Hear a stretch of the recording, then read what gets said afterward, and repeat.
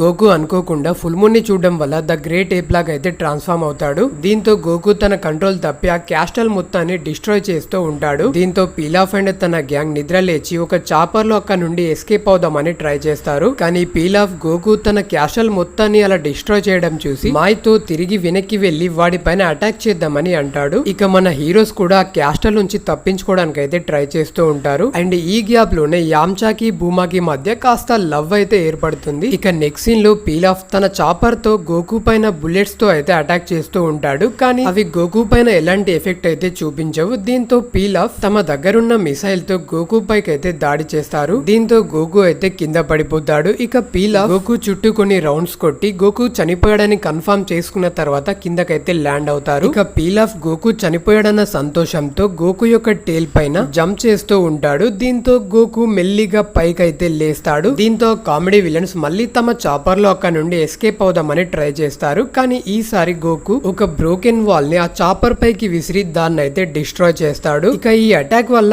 బూమా ఒక రాక్ కింద అయితే ఇరుక్కుంటుంది. దీంతో యామ్చా ఆ రాక్ నుండి బయటకైతే తీస్తాడు. కానీ ఈ లోపే గోకు అక్కడికి వచ్చి బూమాని క్యాచ్ చేసి తననైతే తినడానికి ట్రై చేస్తాడు. దీంతో యామ్చాకి గోకు యొక్క బాడీలో వీకెస్ట్ పార్ట్ తన టేల్ అని గుర్తు చేస్తుంది. దీంతో యామ్చా ఒక వాల్ ని ఒక స్వాట్ లాగా చేసి గోకు యొక్క టేల్ అయితే కట్ చేద్దామని ట్రై చేస్తాడు. కానీ ఎలాంటి యూస్ ఉండదు. దీంతో యామ్చా పూనే ఒక సీజర్ లాగా ట్రాన్స్ఫార్మ్ అయ్యి గోకు యొక్క టేల్ ని కట్ చేయమని చెప్తాడు. దీంతో పూ కూడా ఒక సీజర్ లా ట్రాన్స్ఫార్మ్ అయ్యి గోకు యొక్క టేల్ ని అయితే కట్ చేస్తుంది. దీంతో గోకు తిరిగి తన హ్యూమన్ ఫామ్ లోకి అయితే వస్తాడు. అండ్ గోకు అలా నిద్రపోతూ ఉంటాడు. ఇక బూమా మిగిలిన వాళ్ళతో గోకుయే తన గ్రాండ్ ఫాని చంపిన విషయం తనతో చెప్పకుండా ఉంటే మంచిదని అంటుంది. అండ్ వాళ్ళంతా అసలు గోకు ఎవరు, తను ఎక్కడి నుండి వచ్చాడు అని అలా డిస్కస్ చేస్తూ ఉంటారు. ఈ లోపు గోకు అయితే నిద్ర లేస్తాడు. ఇక గోకు బాడీ పైన ఎలాంటి క్లాత్స్ ఉండకపోవడంతో వాళ్ళని నా క్లాత్స్ అన్ని ఏమయ్యాయని అడుగుతాడు. దానికి యామ్చా నీకేమీ గుర్తులేదా గోకు అని అంటాడు. దానికి గోకు నేను బాగా నిద్రపోతూ ఉన్నాను, నాకు అదొకటి మాత్రమే గుర్తుందని అంటాడు. ఇక బూమా ఓర్లాంగ్ తో తన బట్టల్ని గోకుకి ఇవ్వమని చెప్తుంది. దీంతో ఓర్లాంగ్ తన పాయింట్ తీసి గోకుకి అయితే ఇస్తాడు. అండ్ గోకుకి సడన్ గా తన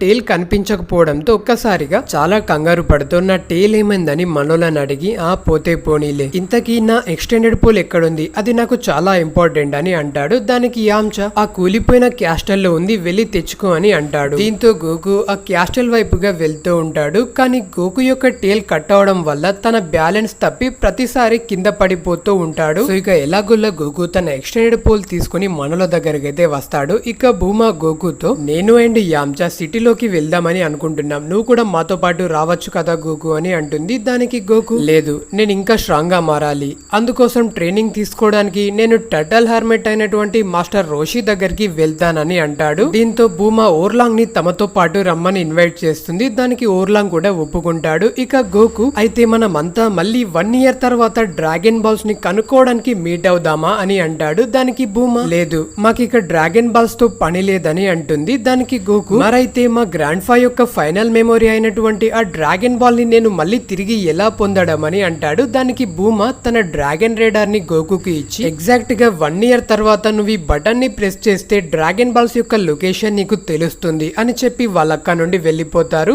ఇక గోకు కూడా వాళ్ళకి గుడ్ బై చెప్పి మాస్టర్ రోషి దగ్గరికి అయితే వెళ్తూ ఉంటాడు. గోకు అలా వెళ్లే దారిలోనే ఒకసారి తన ఇంటి దగ్గర ఆగి తన వస్తువులన్నీ ప్యాక్ చేసుకుని తిరిగి మాస్టర్ రోషి దగ్గరికి అయితే వెళ్తూ ఉంటాడు. ఇక నెక్స్ట్ సీన్ లో బూమా అండ్ యామ్చా వెళ్తున్న హెలికాప్టర్ అయితే అదుపు తప్పి ఫారెస్ట్ లో ఒక ట్రీకి అయితే ఢీకొని బ్లాస్ట్ అవుతుంది. దీంతో వాళ్ళకి వేరే దారి లేక ఆ ఫారెస్ట్ నుండి నడుచుకుంటూనే వెళ్తూ ఉంటారు. ఇక ఫైనల్ గా మన గోకు అయితే కామే హౌస్ కి అయితే రీచ్ అవుతాడు. కానీ మాస్టర్ రోషి మాత్రం టీవీలో అందమైన అమ్మాయిలు యోగా చేస్తూ ఉంటే చూస్తూ ఉండిపోతాడు. అండ్ గోకు వచ్చాడన్న విషయాన్ని కూడా పట్టించుకోడు. దీంతో గోకు రోషితో గట్టిగా అరుస్తూ నాకు ఆకలిగా ఉంది అని అంటాడు. దీంతో మాస్టర్ రోషి గోకుతో ఫుడ్ ఆ ఫ్రిడ్జ్ లో ఉంది, నన్ను డిస్టర్బ్ చేయకుండా వెళ్ళి తిను అని చెప్తాడు. దీంతో గోకు ఆ ఫ్రిడ్జ్ అయితే ఓపెన్ చేసి చూస్తాడు. అండ్ అందులో చాలా ఫుడ్ అయితే కనిపిస్తుంది. దీంతో గోకు ఆ ఫ్రిడ్జ్ మొత్తాన్ని ఖాళీ అయితే చేస్తాడు. ఇక మాస్టర్ రోషి ఆ షో ఎండవడంతో వెళ్లి గోకుని చూసి ఒక్కసారిగా షాక్ అయ్యి నువ్వు ఈ ఫ్రిడ్జ్ మొత్తాన్ని ఖాళీ చేసి చేసావా, కనీసం ఆ బట్టాన్ని కూడా వదలలేదు కదరా, ఇది నా 1 వీక్ కి సరిపడా ఫుడ్ అని చెప్పి అసలు నువ్వు ఇంతకి ఇక్కడికి ఎందుకు వచ్చావని అడుగుతాడు. దానికి గోకు నా డ్రాగన్ బాల్ హంట్ అయితే కంప్లీట్ అయిపోయింది అండ్ మీరే కదా నాకు ట్రైనింగ్ ఇస్తానని మాటిచ్చారు అని చెప్పి తనతో పాటు తెచ్చుకున్న తన వస్తువులను అయితే చూపిస్తాడు. దీంతో మాస్టర్ రోషి అయితే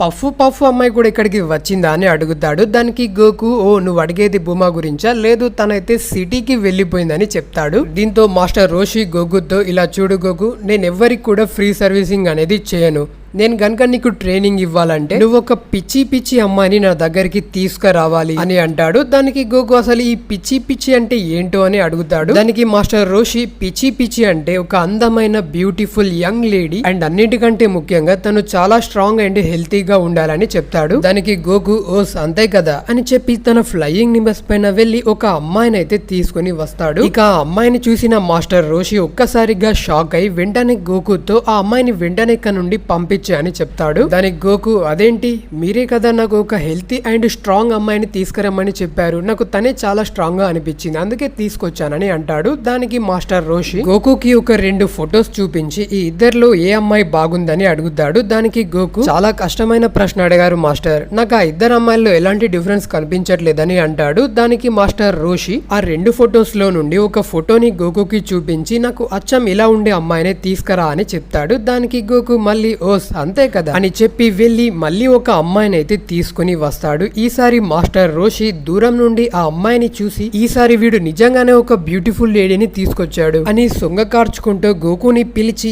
చాలా మంచి పని చేశావు గోకు, ఇక మనం నీ ట్రైనింగ్ ని స్టార్ట్ చేద్దాం, నీ ట్రైనింగ్ లో భాగంగానే వెళ్లి ఆ అమ్మాయి యొక్క ప్యాంటీస్ ని తీసుకురా అని అంటాడు. దానికి గోకు పచ్చీసా అంటే ఏంటి మాస్టర్ అని అంటాడు. దానికి మాస్టర్ రోషి అంటే ఏంటో అమ్మాయికి తెలుసు, నువ్వు వెళ్లి వాటిని తీసుకురా అని అంటాడు. దాంతో గోకు ఆ అమ్మాయి దగ్గరికి వెళ్లి మళ్ళీ తిరిగి మాస్టర్ రోషి దగ్గరికి వచ్చి మాస్టర్ ఆ అమ్మాయి ఎలాంటి పచ్చీస్ ని వేసుకోదట, కేవలం షర్ట్ మాత్రమే వేసుకుంటుందట అని అంటాడు. దీంతో ముసలోడి కళ్ళలో నుండి కామం అయితే కారిపోతూ ఉంటుంది. సో ఇక వెంటనే పరిగెత్తుకుంటూ వెళ్లి ఆ అమ్మాయికి హాయ్ చెప్పి మెల్లగా తనని చూసి ఒక్కసారిగా షాక్ అవుతాడు, ఎందుకంటే తను ఒక మార్మేడ్. దీంతో మాస్టర్ రోషి కళ్ళు వేరే వాటిపైన పడుతుంది. దీంతో ఆ మార్మేడ్ అయితే మాస్టర్ రోషికి ఒక పంచ్ ఇచ్చి అక్కడ నుండి అయితే వెళ్ళిపోతుంది. దీంతో మాస్టర్ రోషి గోకుతో ఇలా చూడు గోకు, ఈసారి ఫుల్ హ్యూమన్ లా ఉండే ఒక మంచి పిచ్చి అమ్మాయిని నా దగ్గరికి తీసుకురా, నా ట్రైనింగ్ చాలా స్ట్రిక్ట్ గా ఉంటుంది అని అంటాడు. ఇక ఈలోపు ఒక బోట్ పైన ఒక బోడిగుండు వేసుకుని ఒక అబ్బాయి అయితే వాళ్ళ దగ్గరికి వస్తాడు అండ్ తను మాస్టర్ రోషితో నా పేరు క్రెలిన్, నేను చాలా దూరం నుండి మీ దగ్గర ట్రైనింగ్ తీసుకోవడానికి వచ్చాను అని అంటాడు. దానికి మాస్టర్ రోషి నేను ఇలా పిల్లబచ్చగాళ్ళకి ట్రైనింగ్ ఇవ్వను పో అని అంటాడు. దాంతో క్రెలిన్ మాస్టర్ రోషి యొక్క వీక్నెస్ తెలుసుకొని తనకు ఒక అందమైన అమ్మాయిలుండే మ్యాగజైన్ అయితే ఇస్తాడు.